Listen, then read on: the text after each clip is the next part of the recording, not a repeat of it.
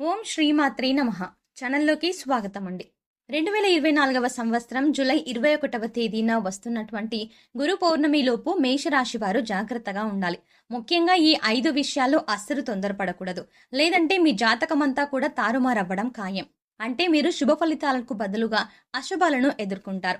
అంటే గ్రహస్థితి ఈ సమయంలో అనుకూలంగా ఉన్నప్పటికీ మీరు చేసేటువంటి చిన్న చిన్న పొరపాట్ల కారణంగా మీరు అనేక రకాల ప్రతికూల పరిస్థితులని ఎదుర్కోవాల్సి వస్తుంది. కాబట్టి 5 విషయాల్లో మేషరాశి జాతకులు చాలా జాగ్రత్తగా ఉండవలసిన పరిస్థితి కనిపిస్తుంది.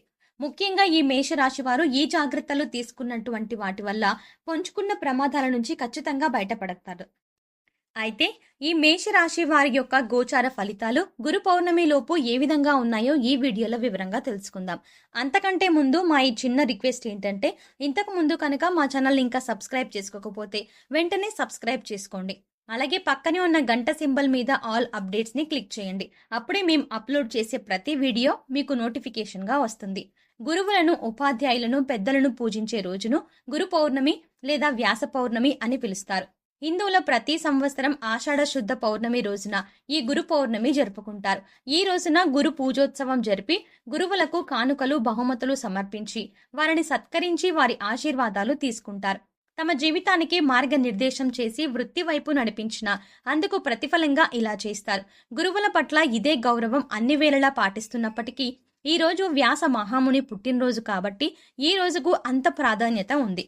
ఈ రోజు నాకు చాలా మంది ప్రజలు రోజు పొడవునా ఉపవాసం కూడా ఉంటారు.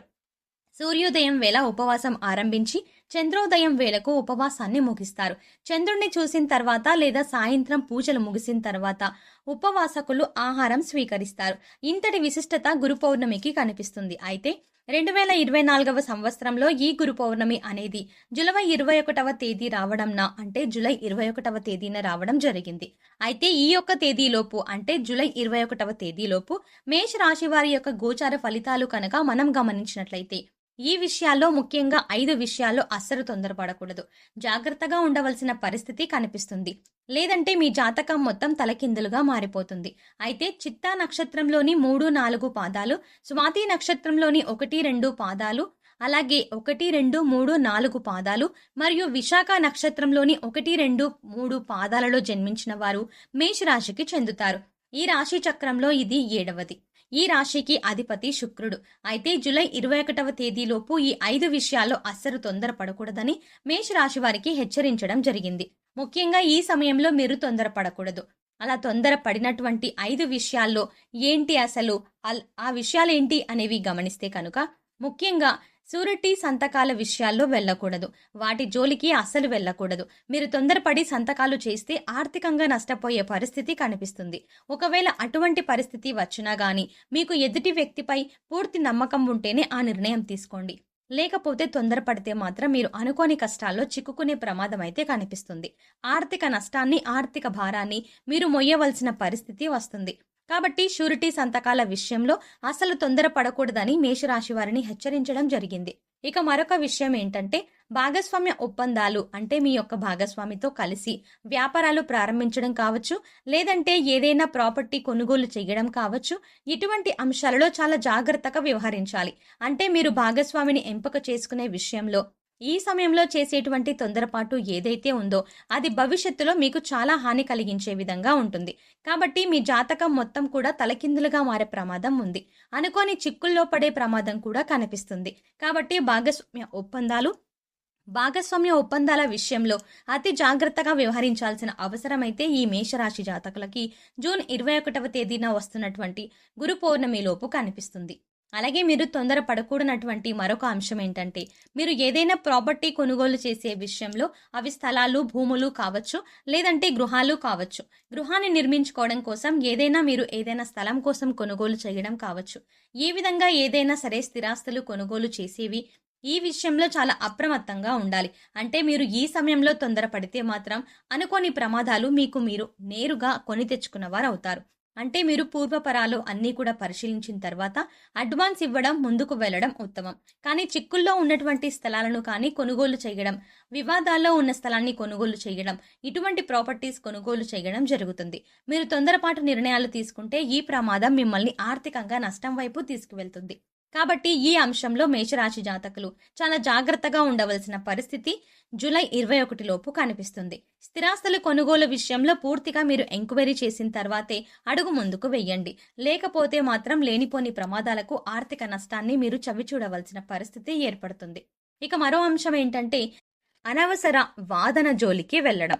అంటే మీరు ఉద్యోగం చేసే చోట కావచ్చు, లేదంటే ఇతరత్రా ఏ రంగాల్లో ఉన్నా మీరు పనిచేస్తున్న వారైనా సరే, మీరు పనిచేసే చోట మీ తోటి ఉద్యోగులు గాని, కలిసి పనిచేస్తున్న ఎవరైనా సరేనండి, వారితో ఇంకొకరి గురించి ప్రస్తావించడం మీకు ఈ సమయంలో చాలా చెడు చేస్తుంది.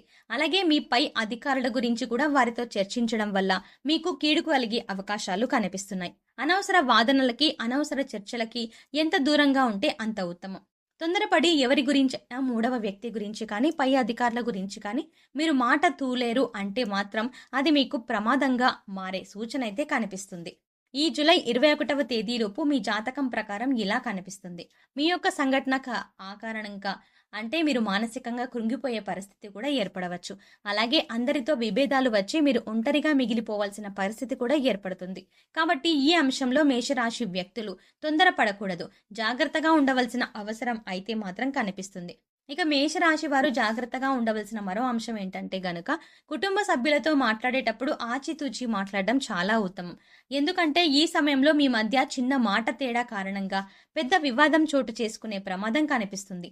కాబట్టి ఈ విషయంలో తగిన జాగ్రత్తలు తీసుకోవాలి. అంటే మీరు కావచ్చు, అవతల వ్యక్తి కావచ్చు, అంటే మీరు కుటుంబ సభ్యుల్లో ఎవరైనా సరేనండి, వారు కావచ్చు. తొందరపడి ఒక మాట తూలడం వల్ల మాత్రం గొడవ తీవ్రత పెరిగి మీ బంధం విచ్ఛిన్నమయ్యే ప్రమాదం కనిపిస్తుంది. ఈ జాతకం మొత్తం తారుమారయ్యే పరిస్థితులైతే రాబోతున్నాయి. కాబట్టి ఈ అంశంలో తగిన జాగ్రత్తలు తీసుకోవాలి. మీ మధ్య మాట తేడా వస్తే కనుక కూర్చొని సమాధానపడి మీకు మీరుగా పరిష్కరించుకోవడానికి ప్రయత్నం చేయాలి. అంతేకాని ఒకరిని ఒకరు ద్వేషిస్తూ వెళ్లడం వల్ల, అలాగే ఒకరిపై ఒకరు దురుసుగా మాట్లాడడం లాంటి పనులు చేస్తే, ఒకరి మనసు నొప్పించే విధంగా మరొకరు మాట్లాడితే మాత్రం మీ బంధం విచ్ఛిన్నమయ్యే ప్రమాదం అయితే కనిపిస్తుంది. కాబట్టి ఈ అంశంలో తగిన జాగ్రత్తలు తీసుకోవాల్సిన పరిస్థితి అయితే మేష రాశి జాతకులకు కనిపిస్తుంది. ఈ 5 పొరపాట్లు చేయటం వల్ల, అంటే 5 విషయాల్లో మీరు తొందరపడటం వల్ల మాత్రం లేనిపోని ప్రమాదాలని, సమస్యలని మీకు మీరుగా కొని తెచ్చుకున్న వారు అవుతారు. కాబట్టి అస్సలు తొందరపడకూడదు. ఆలోచించి నిర్ణయం తీసుకోండి. అది మీకు మేలు చేసేది అవుతుంది. అయితే మేషరాశి వారికి దైవభక్తి ఎక్కువగా ఉంటుంది. కాబట్టి ఈ రాశి వారు ఉన్నత స్థానాలను అధిరోహించడానికి లక్ష్మీ పూజ చేయడం ఎంతో శ్రేష్టం. ప్రతి శుక్రవారం కుంకుమార్చన చేయించడం మీకు శుభకరమైన ఫలితాలు కలిగిస్తుంది. అలాగే మేషరాశి వారు శనివారం రోజు ఆంజనేయ స్వామి దేవాలయంలో నెయ్యితో దీపాన్ని వెలిగించాలి. ఇలా చేయడం వల్ల వ్యాపారంలో అభివృద్ధి కలుగుతుంది. అలాగే మీరు ఏ రంగంలో పనిచేసినా ఆ రంగంలో అద్భుతమైన అవకాశాలు మీ ముందుకు వస్తాయి. లలితా సహస్రనామం చదవడం కూడా మంచి ఫలితాలను మీకిస్తుంది. మీకు వీలైనంతలో శక్తి మేరకు దాన ధర్మాలు చెయ్యండి. ఈ విధంగా చేయడం వల్ల అపారమైన పుణ్య ఫలితాలను మీరు పొందగలుగుతారు. చూశారు కదండి, జూలై 21వ తేదీన వస్తున్నటువంటి గురు పౌర్ణమి లోపు మేష రాశి వారు జాగ్రత్తగా ఉండవలసిన 5 విషయాలు ఏంటో తెలుసుకున్నారు కదా. ఈ వీడియో నచ్చినట్టయితే ఖచ్చితంగా లైక్ చేసి, అలాగే మరెన్నో మంచి మంచి వీడియోస్ కోసం ఇప్పుడే మన ఛానల్ని సబ్స్క్రైబ్ చేసుకోండి.